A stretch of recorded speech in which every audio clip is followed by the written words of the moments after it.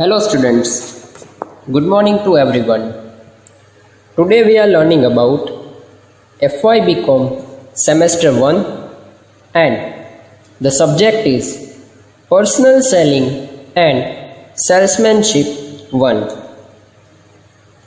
Today we are discussing about chapter number 3, that is what should the salesman know.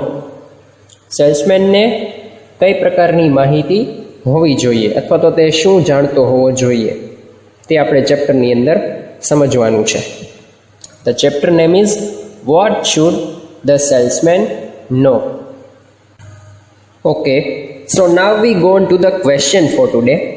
The question is what should be known by the salesman to become successful.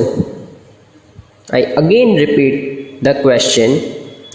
What should be known by the salesman to become successful?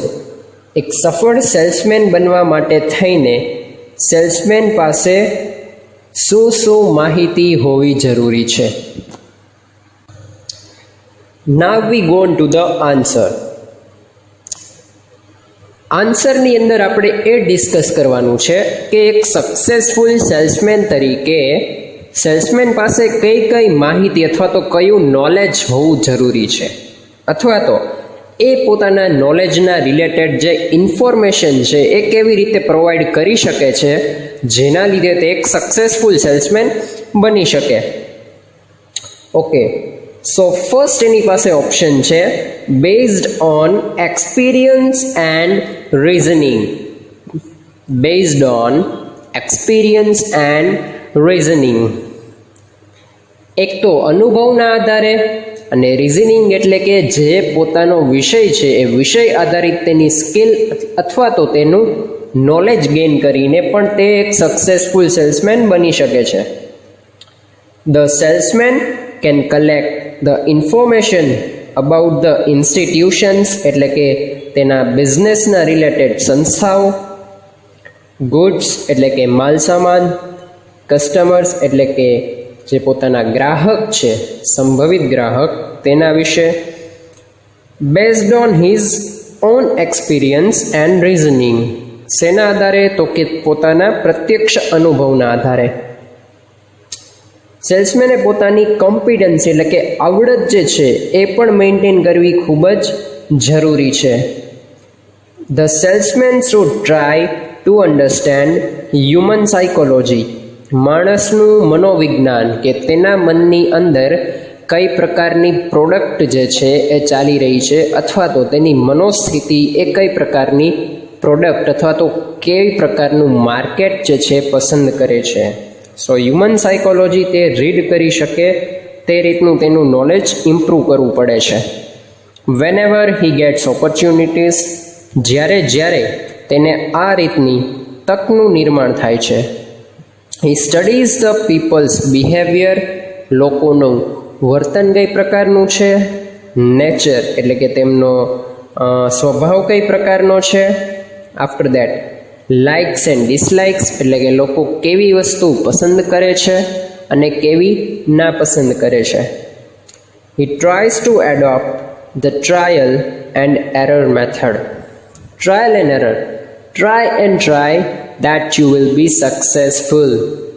તમે પ્રયત્ન જ નહીં કરો તો તમે જીવનની અંદર આગળ નહીં વધી શકો. આ એક સત્ય અને સનાતન નિયમ છે.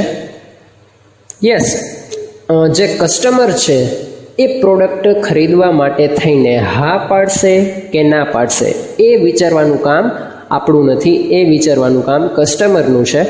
આપણો ધર્મ શું છે? તો આપણો ધર્મ એ છે કે આપણે એ સામેવાળા વ્યક્તિને પ્રોડક્ટનું 100% નોલેજ પ્રોવાઈડ કરવું. યસ, આપણે જ્યારે પ્રોડક્ટનું સંપૂર્ણ જ્ઞાન તે કસ્ટમરને આપીએ છીએ ત્યારે તે કસ્ટમર એ પ્રોડક્ટ પરચેસ કરવા માટે એગ્રી થાય છે. So that based on experience and reasoning the salesman can become a successful salesman. After that, point number 2, discussion with a persons.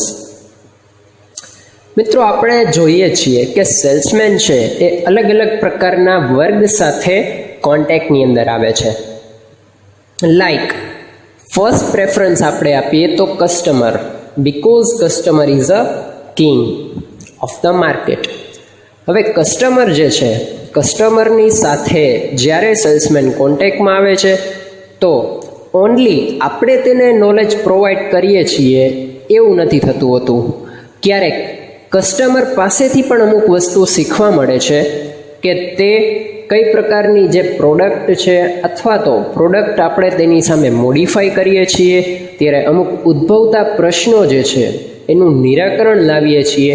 તો ભવિષ્યની અંદર આ પ્રકારના પ્રશ્ન જો ક્રિએટ થાય તો તેનું સોલ્યુશન કરવા માટે આપણને મદદરૂપ થાય છે. તો ઘણીવાર કસ્ટમર પાસેથી આપણને અમુક પ્રકારનું નોલેજ પ્રાપ્ત થતું હોય છે. ત્યારબાદ સુપિરિયર એટલે કે આપણા ઉપરના જે કોઈ પણ અધિકારી છે અથવા તો આપણી સાથે રિલેટેડ જે વ્યક્તિ છે બિઝનેસની અંદર, તો તેની પાસેથી જે salesman can collect valuable information from his old and experienced customer.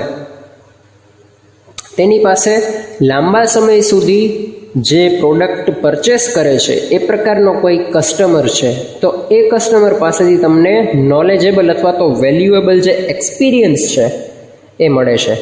જેના કારણે they should have to people working and also should ask relevant questions to gain some information and understanding about their pattern of working. તે કઈ રીતે કાર્ય કરે છે અથવા તો કસ્ટમર સાથેનું તેનું બિહેવિયર કેવું છે, આ પ્રકારનું નોલેજ ગેઇન કરવા માટે ઘણીવાર આપણા જે એક્ઝિસ્ટિંગ કસ્ટમર્સ છે કે જેને આપણે સુપિરિયર પણ કહી શકીએ છીએ, તો આ આપણને ઉપયોગી બને છે. ત્યારબાદ છે કલીગ્સ, આપણી સાથે કાર્ય કરી રહેલા લોકો. કલીગ્સ આપણને કઈ રીતે હેલ્પફુલ થાય છે તો કે કલીગ્સ એટલે કે કદાચ તે જૂના વ્યક્તિઓ છે, અધરવાઇઝ તે નવા વ્યક્તિઓ છે, પરંતુ તેની સાથે કોઈ પણ એવો સારો કે ખરાબ અનુભવ થઈ ગયો હોય તે અનુભવ તે આપણી સાથે શેર કરે, અધરવાઇઝ આપણો જ સારો કે માઠો અનુભવ છે આપણે તેની સાથે શેર કરીએ છીએ, તો ત્યારે એક આઈડિયા ઓર એક એક્સપિરિયન્સ જે આપણે શેર કરીએ છીએ તેની સાથે, તેમાંથી આપણને નોલેજ એક ગેઇન કરી શકીએ છીએ કે ભાઈ આ રીતનું જો સામે કસ્ટમર હોય તો તેની સાથે કઈ રીતે ડીલ કરવી, કે આપણે તેને કઈ રીતે હેન્ડલ કરવો, અથવા તો કસ્ટમર તરફથી કઈ પ્રકારના જે ક્વેશ્ચન્સ છે રેઇઝ થાય છે તો તેનું સોલ્યુશન કઈ રીતે કરવું. તો આ બધું એક અનુભવના આધારે અથવા તો ડિસ્કશન કરીને આપણે ગેઇન કરી શકીએ છીએ. આફ્ટર દેટ અધર ઇન્સ્ટિટ્યુશન્સ રેપ્રેઝેન્ટેટિવ્સ, બીજી કોઈ પણ સંસ્થા હોય તેનું નેતૃત્વ કરતા બીજા કોઈ પણ સેલ્સમેન હોય આપણા ફ્રેન્ડની અંદર કે એ રીતે, તો આપણે તેની પાસેથી experience, otherwise knowledge about the product. If the both salesmen are working in a same product in a same way, we could not say same way but same product છે તો કદાચ એક્સપ્લેનેશનની બંનેની રીત અલગ હોય અને એ ફ્રેન્ડ એઝ અ ફ્રેન્ડ આપણે તેની સાથે ડિસ્કશન, અધરવાઇઝ નો સમજાય એવી મેટરની અંદર આપણે તેને ક્વેશ્ચન કરી શકીએ છીએ તો તેનું સોલ્યુશન આપણને મળી શકે છે. અધરવાઇઝ એવું બી થઈ શકે છે અધર ઇન્સ્ટિટ્યુશન્સ છે તો અધર ઇન્સ્ટિટ્યુશન્સની અંદર કામ કરતા લોકો અથવા તો વધારે એક્સપિરિયન્સ લોકો છે તેની સાથેથી આપણે પ્રોપર વેની અંદર જેમ કહી શકાય કે નોલેજ અબાઉટ ધી પ્રોડક્ટ આપણે ગેઇન કરી શકીએ છીએ. તો સૌથી મોટો એડવાન્ટેજ અને આપણે એમ કહેવાય કે valuable information can also B exchange through mutual discussion with સચ કાઇન્ડ ઓફ ગુડ પર્સન. આ રીતના લોકો સાથે પરસ્પર ડિસ્કશન કરીને આપણે કાંઈ પણ પ્રોબ્લેમ હોય તો પ્રોબ્લેમ અથવા તો એ કોઈ પણ પ્રકારની સમસ્યાનું સમાધાન કરી શકીએ છીએ and we food ask for the further step. So it will be helpful for that.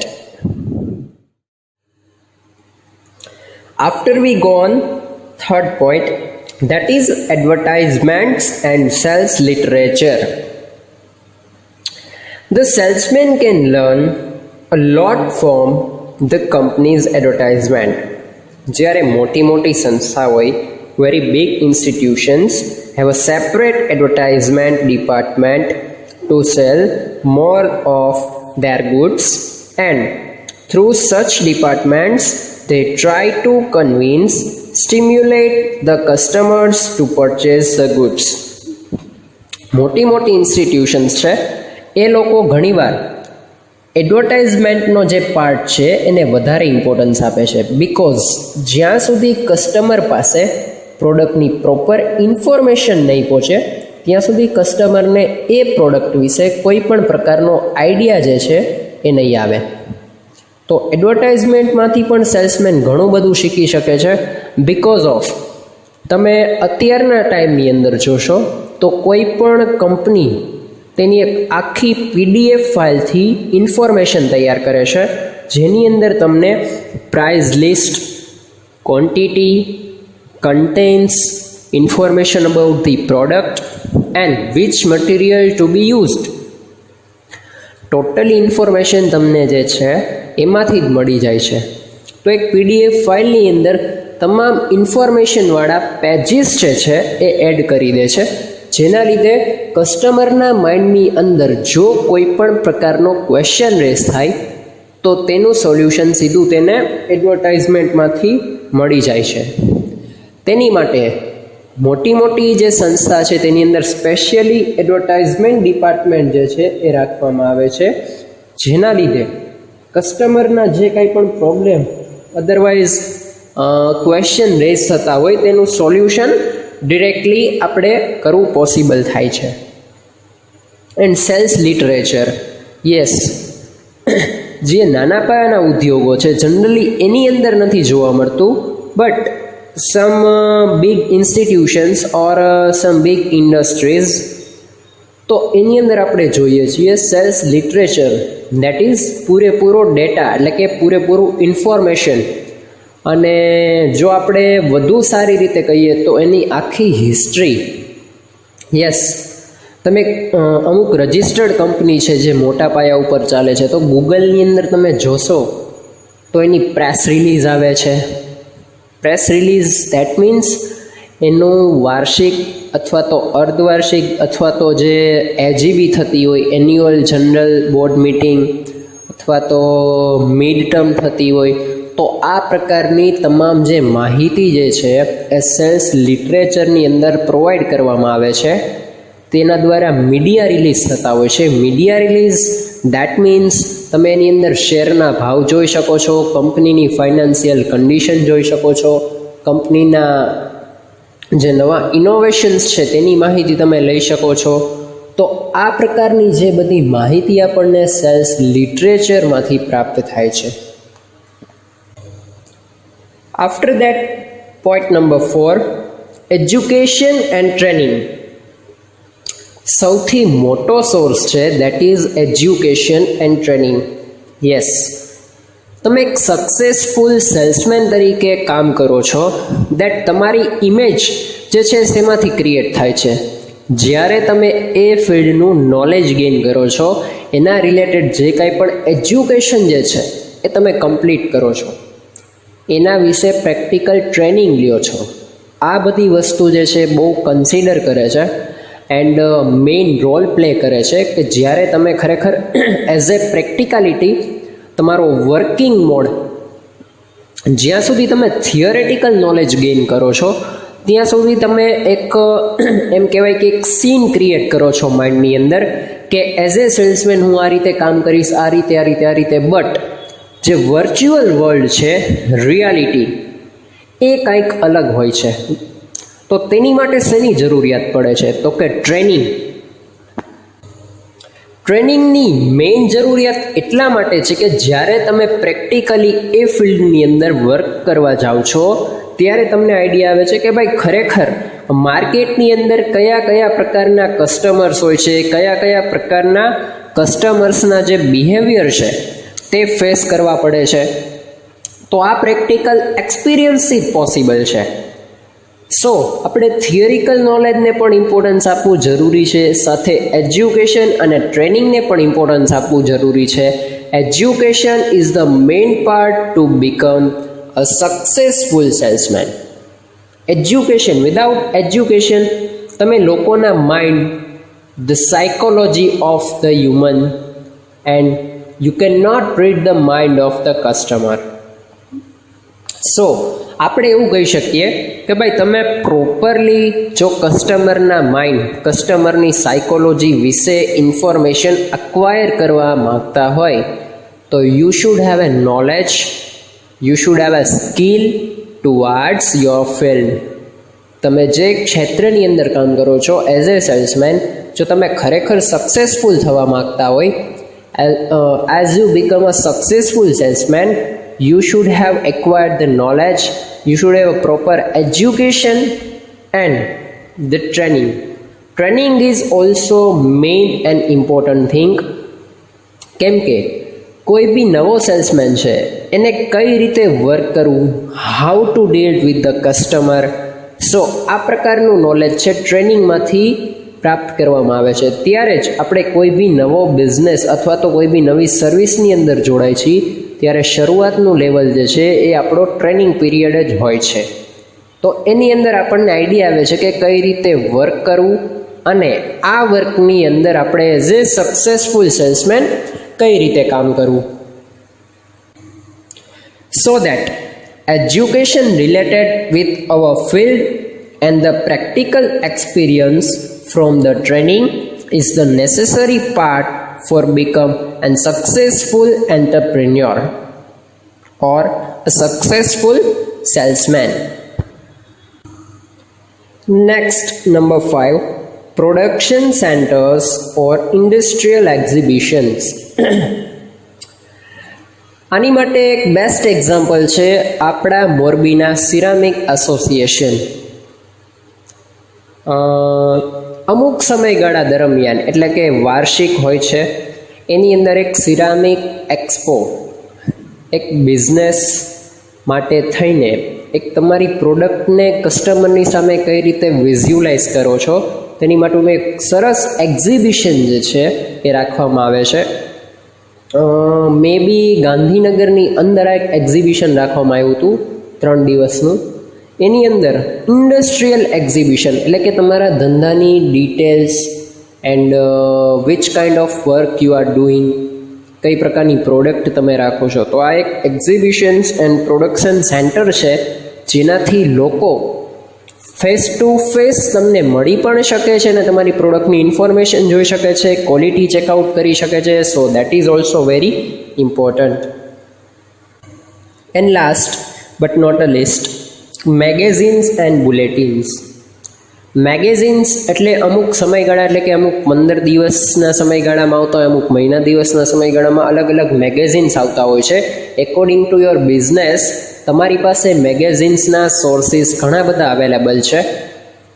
મેગેઝિન્સના સોર્સિસથી તમે હાઈએસ્ટ એટલે કે લીડિંગ કંપનીની ઇન્ફોર્મેશન અને જે ટોપમોસ્ટ કંપની જે છે કઈ રીતે વર્ક કરે છે, which kind of working criteria of that biggest industries and bulletins, અમુક સમયગાળાની અંદર આ બુલેટિન્સ પ્રસિદ્ધ કરવામાં આવે છે.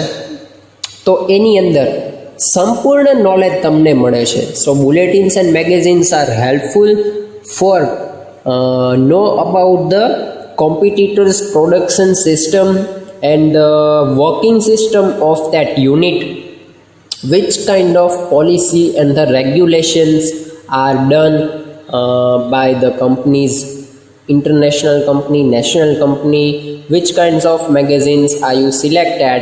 You can get the latest information about those companies.